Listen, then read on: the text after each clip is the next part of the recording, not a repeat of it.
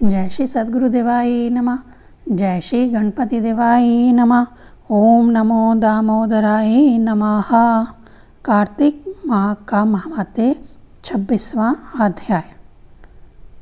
कार्तिक मास महावात्य का 26वां अध्याय श्री विष्णु की कृपा से आज तुमको राह बतलाए। नारद जी बोले, इस प्रकार विष्णु पार्षद के वचन सुनकर धर्मदत्त ने कहा, प्रायः सभी मनुष्य भक्तों का कष्ट दूर करने वाले श्री कृष्ण की यज्ञ, दान, व्रत, तीर्थ सेवन तथा तपस्याओं के द्वारा विधि पूर्वक आराधना करते हैं। उन समस्त साधनों में कौन सा ऐसा साधन है जो भगवान विष्णु की प्रसन्नता को बढ़ाने वाला तथा उनके समीपे की प्राप्ति कराने वाला है। दोनों पार्षद अपने पूर्व जन्म की कथा कहने लगे। हे द्विज श्रेष्ठ, आपका प्रश्न बड़ा श्रेष्ठ है। आज हम आपको भगवान विष्णु को शीघ्र प्रसन्न करने का उपाय बतलाते हैं। हम इतिहास सहित प्राचीन वृत्तांत सुनाते हैं, सावधानी पूर्वक सुनो। ब्राह्मण पहले कांचीपुरी में चोल नामक एक चक्रवर्ती राजा हो गए हैं। उन्हीं के नाम पर उनके अधीन रहने वाले सभी देश चोल नाम से विख्यात हुए। राजा चोल जब इस भूमंडल का शासन करते थे, उस समय उनके राज्य में कोई भी मनुष्य दरिद्र, दुखी, पाप में मन लगाने वाला अथवा रोगी नहीं था। एक समय की बात है, राजा चोल अनंत शयन नामक तीर्थ में गए, जहाँ जगदीश्वर भगवान विष्णु ने योग निद्रा का आश्रय लेकर शयन किया था। वहाँ भगवान विष्णु के दिव्य विग्रह की राजा ने विधि पूर्वक पूजा की। दिव्य मणि, मुक्ता फल तथा सुवर्ण के बने हुए सुंदर पुष्पों से पूजन कर के साष्टांग प्रणाम किया। प्रणाम करके जो ही बैठे, उसी समय उनकी दृष्टि भगवान के पास आते हुए एक ब्राह्मण पर पड़ी, जो उन्हीं की कांची नगरी के निवासी थे। उनका नाम विष्णुदास था।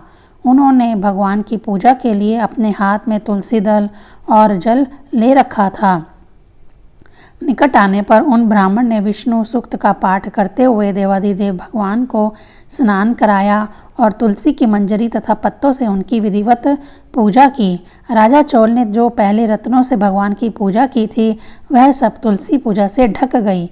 यह देखकर राजा कुपित हो कर बोले, विष्णुदास, मैंने मणियों तथा सुवर्ण से भगवान की जो पूजा की थी, वह कितनी शोभा पा रही थी। तुमने तुलसी दल चढ़ाकर उसे ढक दिया। बताओ, ऐसा क्यों किया? मुझे तो ऐसा जान पड़ता है कि तुम दरिद्र और गंवार हो, भगवान विष्णु की भक्ति को बिल्कुल नहीं जानते।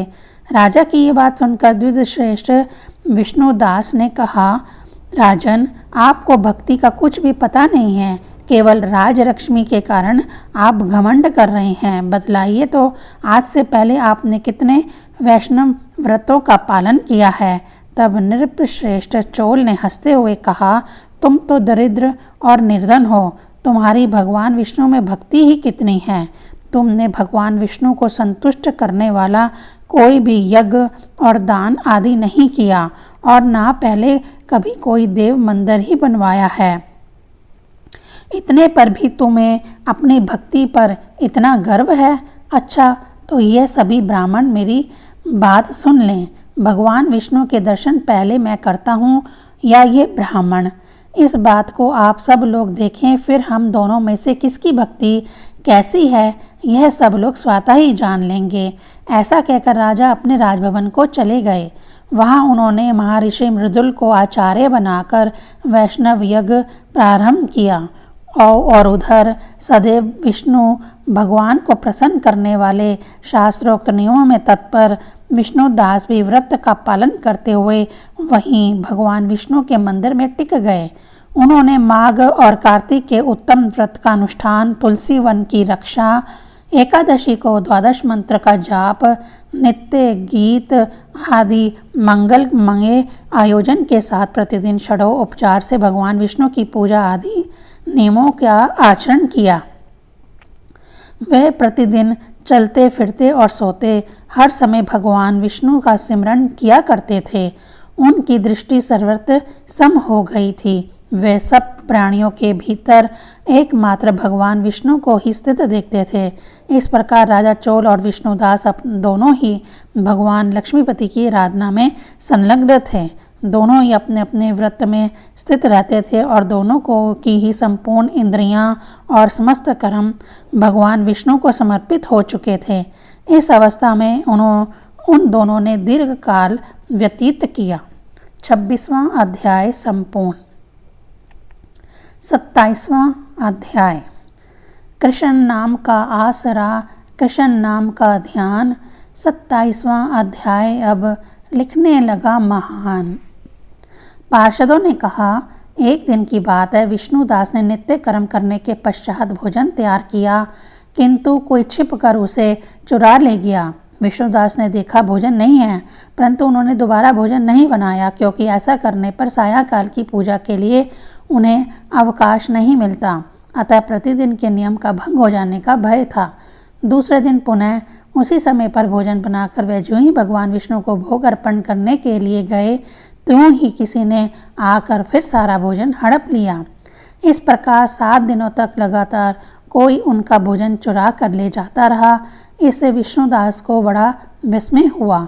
वे मन ही मन इस प्रकार विचार करने लगे, अहो, कौन प्रतिदिन आकर मेरी रसोई चुरा ले जाता है?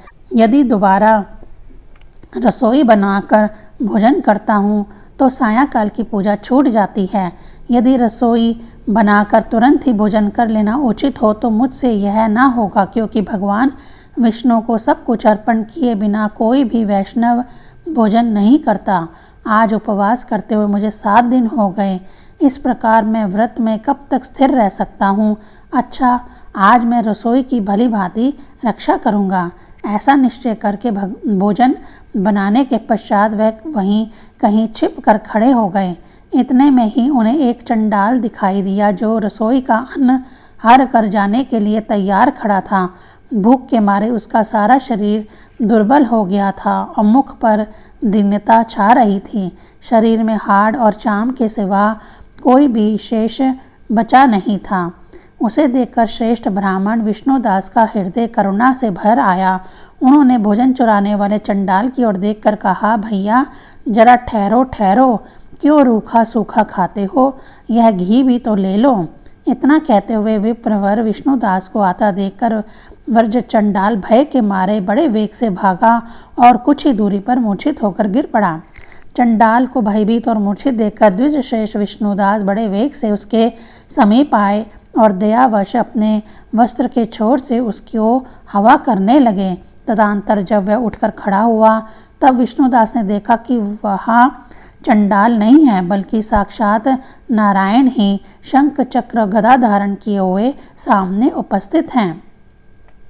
अपने प्रभु को प्रत्यक्ष देखकर विष्णुदास सात्विक भावों के वशीभूत हो गए। वे स्तुति और नमस्कार करने में समर्थ ना हो सके, तब भगवान ने सात्विक व्रत का पालन करने वाले अपने भक्त विष्णुदास को छाती से लगा लिया और उन्हें अपने जैसा रूप देकर वैकुंठ धाम को चले गए। उस समय यज्ञ में दीक्षित हुए राजा चोल ने देखा विष्णुदास एक श्रेष्ठ विमान पर बैठकर भगवान विष्णु के समीप जा रहे हैं। विष्णुदास को वैकुंठ धाम में जाते देख राजा ने शीघ्र अपने गुरु महर्षि मृदुल को बुलाया और इस प्रकार कहना आरंभ किया, जिसके साथ स्पर्धा करके मैंने इस यज्ञ दान आदि कर्म का अनुष्ठान किया है, वह ब्राह्मण आज भगवान विष्णु का रूप धारण करके मुझसे पहले ही वैकुंठ धाम को जा रहा है। मैंने इस वैष्णव धाम में भली भांति दीक्षित होकर अग्नि में हवन किया, दान आदि के द्वारा ब्राह्मणों का मनोरथ पूर्ण किया, तथापि अभी तक भगवान विष्णु मुझ पर प्रसन्न नहीं हुए और इस विष्णुदास को केवल भक्ति के कारण श्री हरि के प्रत्यक्ष दर्शन दिया है।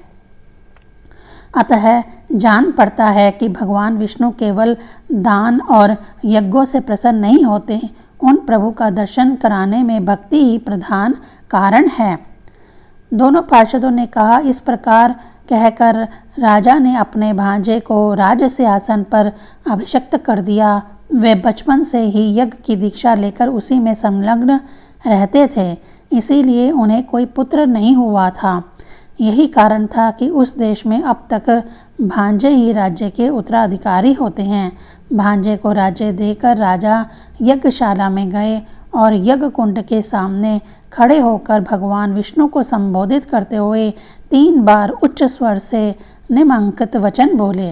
भगवान विष्णु, आप मुझे मन, वाणी, शरीर और क्रिया द्वारा होने वाली अविचल भक्ति प्रदान कीजिए। इस प्रकार कहकर वे सबके देखते देखते अग्निकुंड में कूद पड़े। बस उसी क्षण भक्त वत्सल भगवान विष्णु अग्निकुंड में प्रकट हो गए। उन्होंने राजा को छाती से लगाकर एक श्रेष्ठ विमान में बिठाया और उन्हें अपने साथ लेकर वैकुंठ धाम को प्रस्थान किया।